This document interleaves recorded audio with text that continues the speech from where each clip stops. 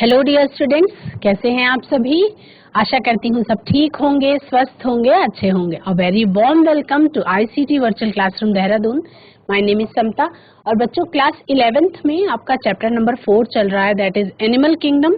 Animal kingdom में जितने सारे फाइलम हैं उनके बारे में आप पढ़ चुके हैं, सारे कैरेक्टरिस्टिक फीचर्स के बारे में जान चुके हैं। जो कुछ टर्म्स बार बार रिपीट हो रहे थे उनके बारे में मैंने आपको बता दिया है कि डिप्लोब्लास्टिक क्या होते हैं, ट्रिप्लोब्लास्टिक क्या होते हैं, सीलोमेट क्या होते हैं, 2 चैम्बर्ड हार्ट कैसे होता है, 3 चैम्बर्ड हार्ट किस तरीके का होता है, 4 चैम्बर्ड हार्ट कैसे होता है। ठीक है, तो आज हम फाइलम वर्टिब्रेटा के अंतर्गत पाए जाने वाले जो 4 क्लासेस हैं उनमें से एक कल हमने कर लिया था, 3 आपका और है, उसके बारे में हम कर लेंगे। एवीज और मैमल्स के बारे में आज हम करेंगे। कल हमने रेप्टिलिया के बारे में किया था, उसको थोड़ा सा रिवाइज करेंगे और इसको आज हम कंप्लीट करने की कोशिश करेंगे। चलते हैं स्मार्ट बोर्ड की तरफ। कल हमने फाइलम वर्टिब्रेटा में क्लास एम्फीबिया के बारे में जाना था कि एम्फीबिया जो होते हैं वो डुअल लाइफ जीते हैं। क्या जाना था कि 2 प्रकार का जीवन जो है वो एम्फीबियंस जीते हैं। ठीक है, उसके बाद और हमने क्या जाना था, एम्फीबियंस का मतलब ये आप छोटी क्लासेस से ही एम्फीबिया या उभयचर के बारे में पढ़ते चले आ रहे हैं। तो जिसमें क्या है, इसका हैबिटेट क्या है कि जल और थल दोनों में रह सकते हैं, इनमें 2 जोड़ी लिम्स होते हैं, उनकी बॉडी कितने भागों में डिवाइड होती है, वो हेड में, ट्रंक में डिवाइड होती है। ठीक है, एम्फीबियंस की स्किन कैसी होती है, त्वचा कैसी होती है, उनमें स्केल्स प्रेजेंट होते हैं या नहीं होते हैं, आंखों पर उनके आईलेट्स होती है। तो ये कुछ एम्फीबियंस के लक्षण थे। उसके बाद क्लास रेप्टिलिया में आपने क्या पढ़ा था कि रेप्टाइल्स का मीनिंग होता है कि रेप्टम का मतलब होता है रेंगना या सरकना। तो रेप्टाइल्स के बारे में आप सबको पता है कि ऐसे प्राणी जो जमीन पे पूरी जमीन को टच करके रेंगते हुए चलते हैं वो रेप्टाइल्स या रेप्टिलिया की कैटेगरी में आते हैं। तो क्लास रेप्टिलिया के अंतर्गत कैमेलियन, ट्री लिजर्ड इसका सबसे अच्छा एग्जाम्पल है, क्रोकोडाइल इसका एग्जाम्पल है, टॉर्टॉइस भी इसका एग्जाम्पल है, और बहुत सारे अलग अलग तरीके के जितने भी स्नेक्स हैं वो रेप्टाइल्स के सबसे बेस्ट एग्जाम्पल हैं। क्योंकि आपको क्रोकोडाइल में तो छोटे छोटे पांव दिखाई भी पड़ेंगे, टॉर्टॉइज में तो छोटे छोटे पांव, और छिपकलियों में या गिरगिटान में, इनमें सब में तो छोटे छोटे पांव दिखाई भी पड़ेंगे। पर स्नेक्स ऐसे होते हैं कि जिनमें पांव जैसी कोई स्ट्रक्चर होता ही नहीं है। तो रेप्टाइल्स में सबसे बेस्ट एग्जाम्पल जो है वो आपका स्नेक्स आते हैं। वो किसी भी तरीके के स्नेक्स हो, पॉइजनस हो या नॉन पॉइजनस हो, रेप्टिलिया की ही कैटेगरी में आते हैं। आज हम बात करेंगे सबसे स्पेशल फीचर्स के साथ जो वर्टिब्रेट्स पाए जाते हैं बर्ड्स के बारे में, क्योंकि उनके पास सबसे एक असीम क्षमता होती है। एक बहुत इंपॉर्टेंट स्पेसिफिक कैरेक्टर होता है, वो क्या होता है कि वो उड़ सकते हैं। वो क्या कर सकते हैं बच्चों, वो उड़ सकते हैं। ठीक है, तो हम पढ़ेंगे आज एव्स के बारे में, यानी कि बर्ड्स के बारे में हम आज पढ़ेंगे।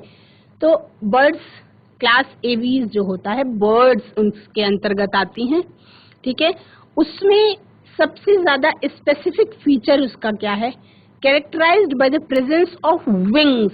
उनमें क्या पाए जाते हैं, उनमें विंग्स पाए जाते हैं या उड़ने के लिए पंख पाए जाते हैं, और उन पंखों से ही वो उड़ सकते हैं। उनके अंदर आसमान में उड़ने की क्षमता होती है। ठीक है, जैसे characterized by the presence of wings and ability to fly, उनके अंदर उड़ने की क्षमता होती है with exception of flightless birds. और कुछ बर्ड्स ऐसी होती हैं जो उड़ नहीं सकती, लेकिन वो बहुत कम होती हैं। फ्लाइटलेस बर्ड कौन सी है, फ्लाइटलेस बर्ड का नाम है ऑस्ट्रिच। ऑस्ट्रिच जो है वो उड़ नहीं सकती है, लेकिन उसके अलावा सारी की सारी बर्ड्स जो हैं वो उड़ सकती हैं। तो फेदर्स की उपस्थिति, पंखों का होना, उनके शरीर पर पंखों का होना ही उनका सबसे ज्यादा स्पेसिफिक फीचर है। फेदर्स की उपस्थिति ही इनका मुख्य लक्षण है। अब जब आप एवीज क्लास के बारे में पढ़ रहे हैं। तो मैंने आपको क्या बताया था कि पहले एग्जाम्पल को आप अपने माइंड में सेट करिए और एग्जाम्पल सेट को माइंड में सेट करने के बाद फिर उससे रिलेट करते हुए आप कैरेक्टरिस्टिक फीचर्स को लिखें, है ना। हो सकता है एग्जाम में जब आप रट के जाते हो तो हो सकता है आपको पॉइंट्स भूल जाएं, लेकिन जब आप किसी एग्जाम्पल को माइंड में रख के रिलेट करते हुए पॉइंट्स को अपने आप लिखते हैं तो आपको वो कभी नहीं भूलेंगे। और मान लीजिए कि आपने कुछ अलग पॉइंट्स लिखे इस टाइम पे, इस मोमेंट पे आपने कुछ अलग पॉइंट्स लिखे, लेकिन अगर उसी एग्जाम्पल को लेकर के रिलेट करते हुए एग्जामिनेशन में आप बिना रटे जाते हैं, बिना याद किए जाते हैं, तो वहां पे हो सकता है आप दूसरे पॉइंट्स लिखते। कोई जरूरी नहीं आपको वही पॉइंट्स याद आए जो आपने यहाँ पे लिखे, लेकिन लिख जरूर पाएंगे, इतना श्योर है। तो हमेशा क्या करें कि एग्जाम्पल को माइंड में रखते हुए फिर कैरेक्टरिस्टिक फीचर्स के बारे में लिखना चाहिए, ठीक है। तो क्लास एवीज का सबसे मुख्य लक्षण है कि characterized by the presence of wings and ability to fly. Exception है एक फ्लाइटलेस बर्ड जो उड़ नहीं सकती, उसका नाम है ऑस्ट्रिच। तो ऑस्ट्रिच जो है वो उड़ नहीं सकती है। ऑस्ट्रिच का जब नाम आया तो आप सबको ये बात पता है कि ऑस्ट्रिच का जो अंडा है वो बिगेस्ट सेल की कैटेगरी में आता है, ठीक। बर्ड्स का और क्या स्पेसिफिक फीचर है, दे हैव बीक्स। इनमें क्या होती है, चोंच पाई जाती है। बीक्स का मतलब क्या होता है, इनमें चोंच पाई जाती है। Four limbs modified into wings and hind limbs generally have scales used for walking, swimming और क्लैस्पिंग द ट्री ब्रांचेस। इस लाइन का मतलब समझ में आया कि जो आगे के लिम्स होते हैं, फोर लिम्स होते हैं, जैसे अगर आप मनुष्यों से उनको रिलेट करके देखिए तो जो आगे के उनके दोनों हाथ होते हैं वो विंग्स के रूप में मॉडिफाई हो जाते हैं। जो फोर लिम्स होते हैं वो विंग्स के रूप में मॉडिफाइड हो जाते हैं या रूपांतरित हो जाते हैं। तो पंख क्या है, एक पक्षी का रूपांतरित भाग है। पंख जो है वो पक्षी का एक रूपांतरित अंग है। फोर लिम्स जो हैं वो मॉडिफाई हो जाते हैं विंग्स के रूप में, ठीक है। और हिंड लिम्स जो होते हैं, जो पीछे वाले लिम्स होते हैं, उनमें स्केल्स होती हैं और ग्रेस्पिंग पावर होती है। तो ये स्केल्स, ये जो हिंड लिम्स होते हैं, ये वॉकिंग में, स्विमिंग में और क्लैस्पिंग में, यानी कि जो किसी भी पेड़ की डालियां होती हैं उनको, ब्रांचेस को पकड़ने में हेल्पफुल होते हैं, उन्हीं के लिए ये होते हैं। स्किन इनकी कैसी होती है, स्किन इज ड्राई, स्किन इनकी रूखी होती है, विद ऑयल ग्लैंड्स, जिनमें तैलीय ग्रंथियां पाई जाती हैं, ठीक है। और ये तैलीय ग्रंथियां जो हैं वो पूरे शरीर पर नहीं पाई जाती हैं, present only at the base of the tail. Skin पूरी ड्राई होती है, पूर्ण रूप से सूखी हुई होती है, जिनमें किसी तरीके की कोई ग्लैंड्स नहीं पाई जाती हैं, केवल ऑयल ग्लैंड्स होती हैं, और वो भी बेस ऑफ द टेल पे, यानी कि टेल के पिछले भाग में पाई जाती हैं, टेल के बेस में ये पाई जाती हैं। स्केलेटल सिस्टम इसका कैसा होता है, तो स्केलेटल सिस्टम जो है, endoskeletal is ossified and long bones are hollow.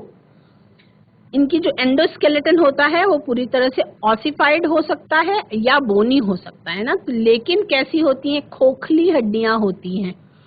इनका जो एंडोस्केलेटन है वो ossified and long bones are hollow, और हॉलो बोन्स को हम क्या कहते हैं, न्यूमैटिक बोन्स कहते हैं। अब न्यूमैटिक बोन्स का स्पेसिफिकली इसका क्या मतलब है, इसके बारे में मैं आपको बताऊंगी कि न्यूमैटिक का मतलब होता है कि उनके अंदर एयर कैविटीज पाई जाती हैं। उनके अंदर क्या पाई जाती हैं, एयर कैविटीज पाई जाती हैं। न्यूमैटिक का मतलब है कि उनके अंदर इनकी जो बोन्स होती हैं वो खोखली होती हैं, मतलब फिल्ड नहीं होती, खोखली होती हैं, हवा से भरी हुई होती हैं, और उसमें एयर कैविटीज पाई जाती हैं, और उन्हीं एयर कैविटीज को न्यूमैटिक, इसीलिए वो न्यूमैटिक बोन्स होती हैं। और इस तरह की बोन्स जो हैं वो कैसी बोन्स कहलाती हैं, न्यूमैटिक बोन्स कहलाती हैं। तो कह सकते हैं कि bones filled with air cavities are called pneumatic bones. ऐसी बोन्स जो एयर कैविटीज से भरी हुई होती हैं, यानी कि हवा जिनके अंदर भरी होती है, वो आपकी न्यूमैटिक बोन्स की कैटेगरी में आती हैं। अब इनमें रेस्पिरेटरी सिस्टम कैसा होता है, तो बर्ड्स का जो डाइजेस्टिव सिस्टम होता है, रेस्पिरेटरी ऑर्गेनिज्म में कौन से होते हैं, लंग्स होते हैं। लंग्स जो है वो बर्ड्स के रेस्पिरेटरी ऑर्गन है। Air sacs connected to lungs supplement respiration. Air sacs जो है वो लंग्स से कनेक्टेड होते हैं। डाइजेस्टिव सिस्टम इसमें कैसा होता है, has 2 additional chambers, crop and gizzard. Birds के डाइजेस्टिव ट्रैक में 2 एडिशनल चैम्बर्स भी होते हैं, जैसे कि क्रॉप और गिजार्ड। इनमें हार्ट कैसा होता है, इनमें हार्ट जो है वो, हार्ट कितने चैम्बर होते हैं वो लिखना है आपको, ठीक है। और ये कैसे होते हैं, होम्योथर्मस होते हैं, वार्म ब्लडेड एनिमल्स होते हैं। ये कैसे होते हैं, वार्म ब्लडेड एनिमल्स होते हैं। जो पक्षी होते हैं वो कैसे होते हैं बच्चों, वार्म ब्लडेड एनिमल्स होते हैं, यानी कि उनका जो खून है, और सारे जो मैंने अभी तक आपको बताए वो आपके कोल्ड ब्लडेड एनिमल्स में आ रहे थे, जैसे कि आपका पोइकिलोथर्मस जिन्हें आप कह रहे थे, लेकिन ये जो है ये होम्योथर्मस होते हैं। ये कैसी कैटेगरी में आते हैं, वार्म ब्लडेड की कैटेगरी में आते हैं, ठीक है। इनका जो हार्ट होता है वो 4 चैम्बर्ड हार्ट होता है। इनका जो हार्ट होता है वो उसमें 4 चैम्बर्स होते हैं, है ना। रिप्रोडक्शन किस तरीके से होता है, इसमें फर्टिलाइजेशन जो है वो इंटरनल होता है, और दे आर ओविपेरस, यानी कि सारे के सारे पक्षी जो हैं वो अंड प्रजक प्राणी होते हैं, ओविपेरस होते हैं। और इनमें जो फर्टिलाइजेशन होता है वो इंटरनल टाइप ऑफ फर्टिलाइजेशन होता है। अब इसमें डेवलपमेंट जो है वो डायरेक्ट टाइप का डेवलपमेंट पाया जाता है। इनमें जो रेस्पिरेशन होता है वो लंग्स के द्वारा रेस्पिरेशन होता है, और लंग्स से जो है वो एयर सैक्स जुड़े होते हैं, जो रेस्पिरेशन में क्या करते हैं, हेल्प करते हैं, ठीक है। ये जो वार्म ब्लडेड एनिमल्स होते हैं, होम्योथर्मस एनिमल्स होते हैं, ये अपनी बॉडी के टेम्परेचर को, इनको क्यों वार्म ब्लडेड कहते हैं, क्योंकि ये अपनी बॉडी के टेम्परेचर को कांस्टेंट रख पाते हैं। पोइकिलोथर्मस का मतलब था कि वो टेम्परेचर के हिसाब से अपनी बॉडी को मेंटेन नहीं कर पाते, लेकिन जो ये वार्म ब्लडेड एनिमल्स होते हैं ये अपनी बॉडी के टेम्परेचर को कांस्टेंट रख सकते हैं, है ना। इसीलिए इन्हें वार्म ब्लडेड एनिमल्स या होम्योथर्मस कहा जाता है, ठीक है। रिप्रोडक्शन इनमें कैसा होता है, फर्टिलाइजेशन जो है वो इंटरनल टाइप का फर्टिलाइजेशन होता है, दे आर ओविपेरस। और डेवलपमेंट जो होता है इसमें वो डायरेक्ट टाइप का डेवलपमेंट होता है, ठीक है। सेक्सेस जो है इनमें वो सेपरेट होते हैं, यानी कि मेल और फीमेल जो है दोनों डिफरेंट अलग अलग होते हैं। दे आर ओविपेरस, ये अंड प्रजक प्राणी होते हैं, और इनमें जो डेवलपमेंट है वो डायरेक्ट डेवलपमेंट होता है। अब एग्जाम्पल जो है एवीज का, वो सारे ही पक्षियों के बारे में आप सोचें तो सारे ही एवीज के क्लास के अंतर्गत ही आते हैं, जिसमें क्रो हुआ, पिजन हुआ, पैरट हुआ, आपका ऑस्ट्रिच भी इसी कैटेगरी में आया, बस ये उड़ नहीं सकता तो फ्लाइटलेस बर्ड की कैटेगरी में आ गया ऑस्ट्रिच। उसके बाद आपका पावो हुआ, पीकॉक, आपका पेंगुइन भी इसी कैटेगरी में आता है, आपका नियोफ्रॉन यानी वल्चर भी इसी कैटेगरी में आता है। तो बर्ड्स की जो कैटेगरी है वो बहुत लंबी है। मेन कैरेक्टरिस्टिक फीचर्स के बारे में आज आप जब इसको पढ़ेंगे तो इस चैप्टर को पढ़ने के बाद आपको इतना समझ में आ जाएगा कि जो एनिमल किंगडम है बहुत बड़ा है, और जितने भी प्रकार के जीव जंतु हैं वो इसी एनिमल किंगडम के अंतर्गत उनको पढ़ा जाता है। तो आप पॉइंट वाइज नोट कर सकते हैं कि किस फाइलम का क्या स्पेसिफिक फीचर है, उसके एग्जाम्पल्स को लर्न करें, और एक बार क्लास को देखने के बाद उसको बाद में नोट्स बनाने की कोशिश करें, यानी कि एग्जाम्पल को ध्यान में रखते हुए पॉइंट्स को रिलेट करके लिखने की कोशिश करें। ऐसा करने से आपको क्या होगा कि एग्जाम के टाइम में रटने की जरूरत नहीं पड़ेगी, ठीक है। तो क्लास एवीज के बारे में आपने जाना। अब हम पढ़ेंगे सबसे इम्पोर्टेंट, मोस्ट इम्पोर्टेंट वर्ग क्लास जो है मैमलिया या स्तनधारी के बारे में। तो पहले एक बार हम रिवाइज करते हैं वर्ग एवीज यानी कि क्लास एवीज के बारे में, कि एवीज का जो मुख्य लक्षण होता है वो क्या होता है, शरीर के ऊपर पंखों की उपस्थिति होती है इनके, और इनमें उड़ने की क्षमता पाई जाती है, एबिलिटी टू फ्लाई होते हैं ये। कुछ नहीं उड़ने वाले पक्षी हैं, जैसे ऑस्ट्रिच है, जिसको आप शुतुरमुर्ग भी कहते हैं, ये नहीं उड़ने वाले पक्षियों में शुमार होता है। इनमें क्या होती है, इनकी एक स्पेसिफिक फीचर है कि इनमें चोंच पाई जाती है, बीक पाया जाता है। जो इनका आगे वाला पैर होता है, 4 लिम्स होते हैं, अग्रपाद, ये मॉडिफाइड होके, रूपांतरित होकर के पंख बनाते हैं। ठीक है, जो हिंड लिम्स होते हैं, पीछे वाले पश्चपाद जो होते हैं, उनमें जनरली स्केल्स होते हैं, शल्क पाए जाते हैं, और जो रूपांतरित होकर के यानी कि मॉडिफाई होकर के चलने में, तैरने में और क्लैस्पिंग में, ब्रांचेस की क्लैस्पिंग में हेल्पफुल होते हैं। पेड़ों की शाखाओं को पकड़ने में ये सहायता करते हैं। इनमें जो स्किन होती है वो ड्राई होती है, और केवल टेल में, पूंछ में जो है ऑयल ग्लैंड्स पाई जाती हैं, और पूरी त्वचा पे कोई भी ग्रंथि या ग्लैंड नहीं पाई जाती। इनकी जो एंडोस्केलेटन होती है, इनकी अंतः कंकाल की सभी अस्थियां लंबी लंबी होती हैं, और वो जो बोन्स होती हैं वो खोखली होती हैं। खोखली का मतलब कि वो फिल्ड होती हैं, लेकिन किससे? एयर फिल्ड होती हैं, एयर सैक्स से भरी हुई होती हैं, या हवा से युक्त होती हैं।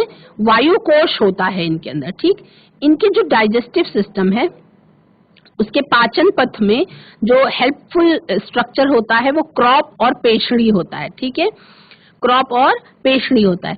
इनमें जो हार्ट है, हार्ट, हृदय जो है वो पूर्ण 4 प्रकोष्ठ का बना हुआ होता है, 4 चैम्बर्ड हार्ट पाया जाता है। और इनका जो शरीर है वो होम्योथर्मस होता है, यानी कि समतापी होते हैं ये। इनके शरीर का जो ताप है, इनके शरीर का जो टेम्परेचर है वो कांस्टेंट बना रह सकता है। ठीक, जो रेस्पिरेशन है, श्वसन है, वो फुफ्फुस के द्वारा होता है ना, लंग्स के द्वारा होता है। और इसमें जो एयर सैक्स हैं वो लंग से जुड़ करके श्वसन अंग का, सहायक श्वसन अंग का निर्माण करते हैं। एग्जाम्पल में मैंने आपको बताया कार्वस कौवा, आपका कोलुम्बा जिसे कपोत पिजन भी कहते हैं, और तोता जिसका सिटिकुला नाम है साइंटिफिक, सिटिकुला। उसके अलावा स्ट्रियो जो ऑस्ट्रिच है, पैवो यानी कि मोर, एडिनोडाइटीज यानी कि पेंगुइन, और सूडोगाइपस यानी कि वल्चर, गिद्ध। ठीक है, अब नेक्स्ट हमें पढ़ना है बच्चों क्लास मैमेलिया के बारे में। हमें किसके बारे में पढ़ना है? क्लास मैमल्स के बारे में। तो क्लास मैमल्स में ये क्या होते हैं? मैमेलिया को हिंदी में क्या कहते हैं? स्तनधारी प्राणी कहते हैं। इनका निवास स्थान क्या है? इनका हैबिटेट क्या है? वैरायटी ऑफ हैबिटेट्स, ये अलग अलग निवास स्थान में पाए जाते हैं। पोलर आइस कैप्स, डिजर्ट्स में भी पाए जाते हैं, माउंटेन्स में भी पाए जाते हैं, फॉरेस्ट्स में भी पाए जाते हैं, और ग्रास लैंड्स में भी पाए जाते हैं। यानी कि इस वर्ग के प्राणी मैमल्स की कैटेगरी में जो आते हैं, ये विभिन्न प्रकार के स्थानों में मिलते हैं। जैसे कि पोलर आइस कैप्स में, ध्रुवीय ठंडे भागों में भी मिलते हैं, डेजर्ट्स में यानी कि रेगिस्तान में भी मिलते हैं, ये माउंटेन्स में यानी कि पहाड़ों में भी मिलते हैं, ये फॉरेस्ट्स में यानी जंगलों में भी मिलते हैं, ये ग्रासलैंड्स में यानी कि घास के मैदानों में भी मिलते हैं, और अंधेरी गुफाओं में भी ये मिलते हैं, डार्क केव्स में भी ये मिलते हैं। अब इनमें से कुछ में उड़ने और पानी में रहने के लिए अनुकूलन होता है। कुछ जो जंतु हैं उनमें से कुछ तो उड़ भी सकते हैं, और कुछ ऐसे हैं जो पानी में भी रह सकते हैं। ठीक है, जैसे आपका जो बैट्स होते हैं, चमगादड़ जो होते हैं, वो मैमल्स की कैटेगरी में आते हैं, वो बर्ड्स की कैटेगरी में नहीं आते, तो वो उड़ सकते हैं, है ना। और कुछ ऐसे हैं जो पानी में भी रह सकते हैं, जैसे कि आपकी व्हेल मछली जो होती है वो मैमल्स की कैटेगरी में आती है ना। तो इसीलिए बोला जा रहा है कि ये इसमें से कुछ ऐसे हैं जो उड़ भी सकते हैं, और कुछ ऐसे हैं जो पानी में भी रह सकते हैं। शो एडॉप्टेशंस, वो अनुकूलन दिखाते हैं, that enable them to fly, to swim और टू वॉक, जो उड़ सकते हैं या तैर भी सकते हैं या कभी कभी चल भी सकते हैं। ठीक है, इनकी जो मेन कैरेक्टरिस्टिक फीचर है या स्पेसिफिक फीचर है वो क्या है कि इनके शरीर में मेमोरी ग्लैंड्स प्रेजेंट होती हैं। इनके शरीर में मैमल्स का जो यूनिक लक्षण है वो है कि इनके शरीर में मेमोरी ग्लैंड्स प्रेजेंट होती हैं, जिसके द्वारा जो इनके बेबीज होते हैं उनको नरिशमेंट मिलता है ना। They are able to produce milk for young ones. ठीक है, यूनिक कैरेक्टरिस्टिक फीचर जो है मैमल्स का वो यही है। इसीलिए अगर हम हिंदी में बात करें तो, इंग्लिश में बात करें तो मैमल्स में मेमोरी ग्लैंड्स पाई जाती हैं, और यदि हम हिंदी में बात करें तो स्तनधारी जंतुओं में स्तन ग्रंथियों का प्रेजेंट होना ही इनका यूनिक या स्पेसिफिक लक्षण है। ठीक है, रेस्पिरेटरी ऑर्गन जो इसका होता है वो लंग्स होते हैं, यानी कि जो फेफड़े हैं वो रेस्पिरेटरी ऑर्गन की तरह काम करते हैं। ठीक है, इनमें लिम्स जो हैं वो 2 पेयर ऑफ लिम्स होते हैं। इनमें कैसे होते हैं, 2 पेयर्स ऑफ लिम्स प्रेजेंट होते हैं, जो वॉकिंग में, रनिंग में, क्लाइंबिंग में, बरोइंग में यानी कि अपना बरो बनाने में, स्विमिंग में और फ्लाइंग में, इनमें सब में हेल्पफुल होते हैं, है ना। किस में हेल्पफुल होते हैं, वो वॉकिंग में, रनिंग में, क्लाइंबिंग में, बरोइंग में, स्विमिंग में और फ्लाइंग में हेल्पफुल होते हैं। मैमल्स की जो स्किन है उसमें हेयर्स का प्रेजेंस होता है, बाल पाए जाते हैं। इन मैमल्स के शरीर पे बाल पाए जाते हैं और ये भी इनका एक यूनिक कैरेक्टरिस्टिक फीचर है।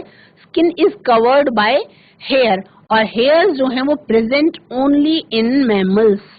जो छोटे छोटे बाल होते हैं जिनको आप रोया कहते हैं, मैमल्स की कैटेगरी में ही मनुष्य भी आते हैं, तो शरीर पे क्या पाए जाते हैं, बाल पाए जाते हैं।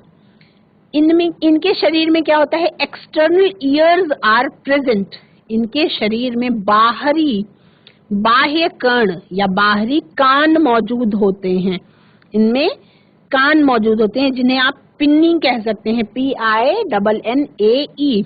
एक्सटर्नल ईयर्स आर प्रेजेंट, और जो जबड़े होते हैं इनके, उन जबड़ों में अलग अलग तरीके के दांत पाए जाते हैं।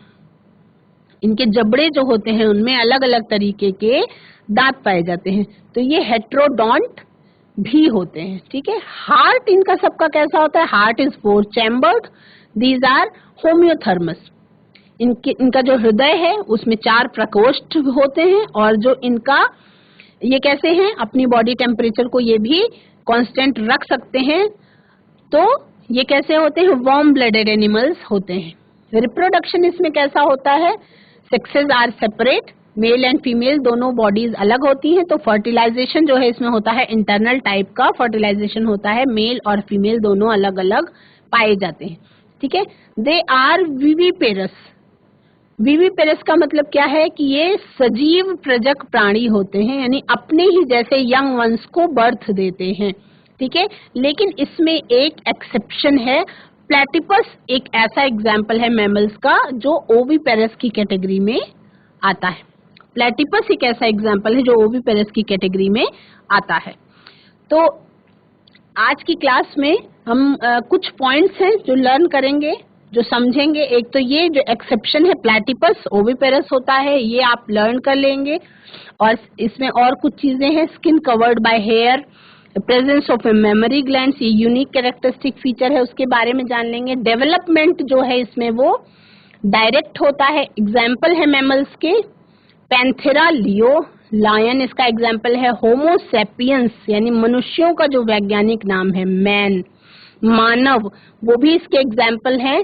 डेल्फिनस इसका एग्जाम्पल है, डॉल्फिन, और फिर बैलिनोप्टेरा भी इसका एग्जाम्पल है, ब्लू व्हेल ये भी इसका एग्जाम्पल है। ये भी मैमल्स की कैटेगरी में ही आते हैं।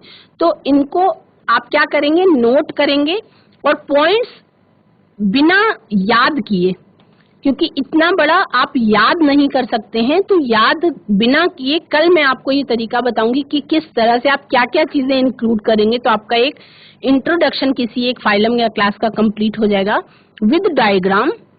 वो आप कोशिश करेंगे समझने की। आज की क्लास में इतना ही। बच्चों, आज की क्लास में क्लास 11th में आपने एनिमल किंगडम को कंप्लीट किया है। तो आज की क्लास में आपने मैमल्स के बारे में जाना और एवीज के मेन कैरेक्टरिस्टिक फीचर्स के बारे में जाना। मैंने आपको तरीका बताया कि इसको लर्न करने के लिए आप एग्जाम्पल को माइंड में रखते हुए कैरेक्टरिस्टिक फीचर्स को लिखने की कोशिश करें।